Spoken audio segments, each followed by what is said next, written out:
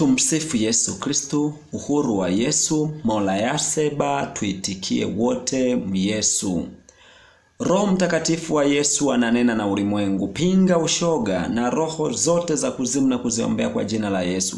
Lakini pinga roboti aliyeingia duniani kwa kisingizio cha kukua kwa sayansi na teknolojia. Ni sanamu huyo. Kwanza tuanze na sala ya ufalme wa Yesu inayotoka katika kitabu cha Mathayo sura ya 6 mstari wa 9 hadi wa 13. Baba yetu uliye mbinguni, jina lako litukuzwe, ufalme wako uje, mapenzi yako yatimizwe hapa duniani kama huko mbinguni. Utupe leo riziki yetu, utusamee deni zetu kama sisi nasi tuwasamee wadeni wetu, na usitutie majaribuni, lakini utuokoe na yule mwovu, kwa kuwa ufalme ni wako na nguvu na utukufu hata milele. Amina. Kama kujiunga na chaneli hii ya ufalme wa Yesu ni leo, ni vyema sana kufuatilia vipindi vya nyuma, utabarikiwa sana. Leo tutajifunza siri moja ya Yesu Kristo inayopatikana katika kitabu cha Wakorinto wa kwanza sura ya 4. Tutaisoma kama ilivyo. Utumishi wa Mungu katika Kristo. Wakorinto wa kwanza sura ya 4 mstari wa kwanza hadi wa 21. Inasema, mtu na atuhesabu hivi kuwa tu watumishi wa Kristo na mawakili wa siri za Mungu. Hapo tena inayohitajiwa katika mawakili ndiyo mtu aonekane kuwa mwaminifu. Lakini kwangu mimi si kitu kabisa nihukumiwe na ninyi, wala kwa hukumu ya kibinadamu, wala sijihukumu hata nafsi yangu. Maana sijui sababu ya kujishtaki nafsi yangu, lakini sihesabiwi haki kwa ajili hiyo, ila anihukumuye mimi ni Bwana. Basi ninyi msihukumu neno kabla ya wakati wake, hata ajapo Bwana, ambaye atayamulikisha yaliyostilika ya giza na kuyadhihirisha mashauri ya mioyo. Ndipo kila mtu atakapoipata sifa yake kwa Mungu. Basi ndugu, mambo hayo nimeyafanya kuwa mfano wa mimi na Apolo kwa ajili yenu, ili kwamba kwa mfano wetu mpate kujifunza kutokupita yale yaliyoandikwa, ili mmoja wetu asijivune kwa ajili ya huyu kinyume cha mwenziwe. Maana ni nani anayekupambanua na mwingine? Nawe una nini usichokipokea? Lakini iwapo ulipokea, wajisifia nini kana kwamba ukupokea? Mmekwisha kushiba, mmekwisha kupata utajiri, mmemiliki pasipo sisi. Naam, laiti mngemiliki ili sisi nasi tumiliki pamoja nanyi. Maana nadhani ya kuwa Mungu ametutoa sisi mitume mwisho kama watu waliohukumiwa wauawe, kwa sababu tumekuwa tamasha kwa dunia, kwa malaika na wanadamu. Sisi tu wapumbavu kwa ajili ya Kristo, lakini ninyi ni wenye akili katika Kristo. Sisi tu dhaifu, lakini ninyi mna nguvu. Ninyi mna utukufu, lakini sisi hatupati heshima.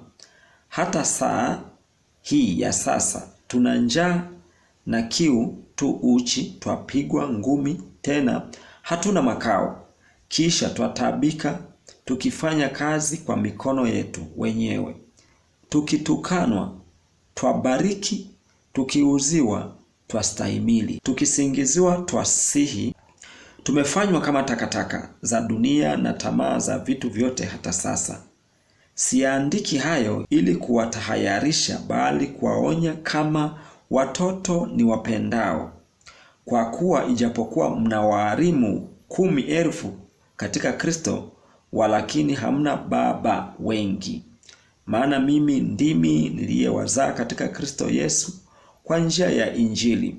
Basi nawasihi mnifuate mimi. Kwa sababu hii nimemtuma Timotheo kwenu, aliye mwanangu mpendwa, mwaminifu katika Bwana, atakayewakumbusha njia zangu zilizo katika Kristo, kama vile nifundishavyo kila mahali katika kila kanisa. Basi wengine wamejivuna kana kwamba siji kwenu, lakini nitakuja kwenu upesi, nikijaliwa, nami nitafahamu si neno lao tu waliojivuna, bali nguvu zao. Maana ufalme wa Mungu hauwi katika neno, bali katika nguvu. Mnataka vipi? Je, kwenu na fimbo, au nije katika upendo na roho ya upole? Nini tunajifunza hapa? Paulo anatuonyesha jinsi mtumishi wa Mungu kwa kweli alivyopitia changamoto, lakini pia anatuonyesha jinsi sifa ya mtumishi wa Mungu jinsi alivyo. Tukianza kufahamu sifa ya kwanza, mtumishi wa Mungu wa Kristo ni kama wakili wa siri za Mungu za ufalme. Lakini kitu kingine, mtumishi wa Mungu ni kama wakili wa siri za Mungu. Lazima awe mwaminifu kwa Mungu wa mbinguni. Maana yake ni nini? Asijitukuze mwenyewe katika huduma yake. Anapaswa mtukuze Mungu kwa sababu ndiye aliyempa huduma.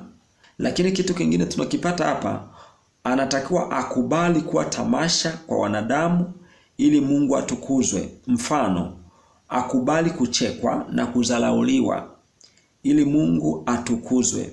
Pia mtumishi wa Mungu anatakiwa akubali kukosa vyote ili ampate Yesu Kristo na ili Mungu wa mbinguni atukuzwe. Zaidi ya yote tunakumbushwa mtumishi wa Mungu kutukuzwa kuliko Mungu ni dhambi. Tena ni kama tu ile ya shetani kutaka kupindua kiti cha Mungu wa mbinguni. Ni sawa na hivyo.